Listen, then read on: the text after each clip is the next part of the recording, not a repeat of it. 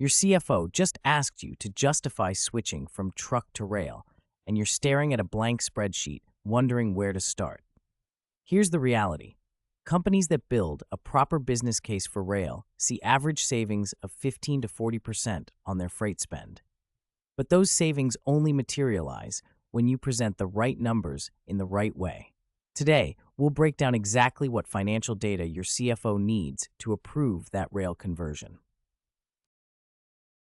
Start with the total cost comparison, not just the line haul rate. Your CFO thinks in terms of total landed cost, which includes every expense from origin to destination. For rail, that's the rail rate plus drayage to and from terminals, plus any transloading fees. For truck, it's the freight rate plus fuel surcharges plus any detention charges. A typical long-haul move might show rail at $2,800 per container versus truck at $4,200. That's a $1,400 difference that gets your CFO's attention immediately. Volume is your leverage point. Rail economics improve dramatically with consistent volume, while truck rates stay relatively flat. Show your CFO a volume tier analysis. Single carloads might save 10%, but 25-car unit train pricing can deliver 30 to 35% savings. If you're shipping 500 containers per year at $4,200 each by truck, switching to rail at $2,800 each saves $700,000 annually.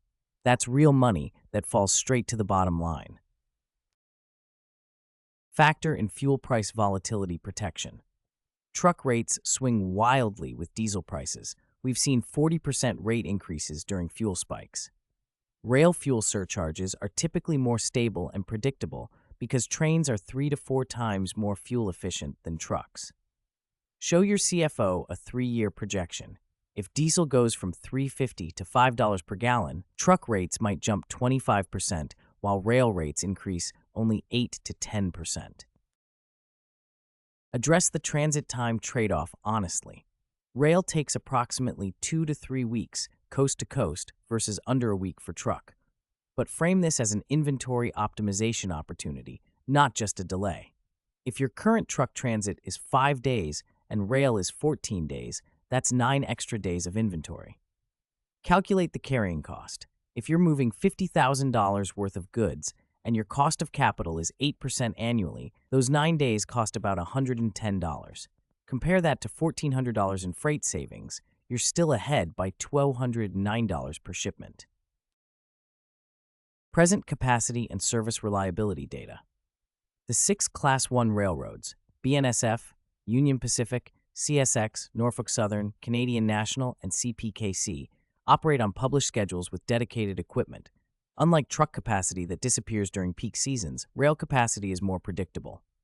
Show your CFO that rail service reliability typically runs 85 to 95% on-time performance for scheduled services versus truck capacity that can become unavailable or double in price during peak periods.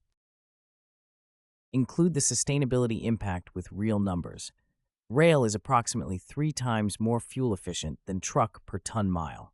If you're moving 10,000 tons annually and switching saves 75,000 gallons of diesel, that's 750 tons of CO2 reduction. Many CFOs now track carbon metrics for ESG reporting. Position this as risk mitigation for future carbon pricing or regulatory requirements that could add $50 to $100 per ton of emissions.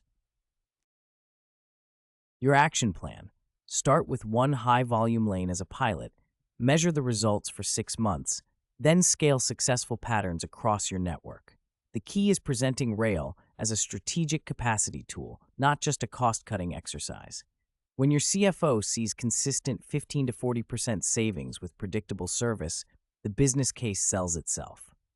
Need help building your rail business case? Visit steelwheellogistics.com to connect with rail logistics experts who can run the numbers for your specific operation.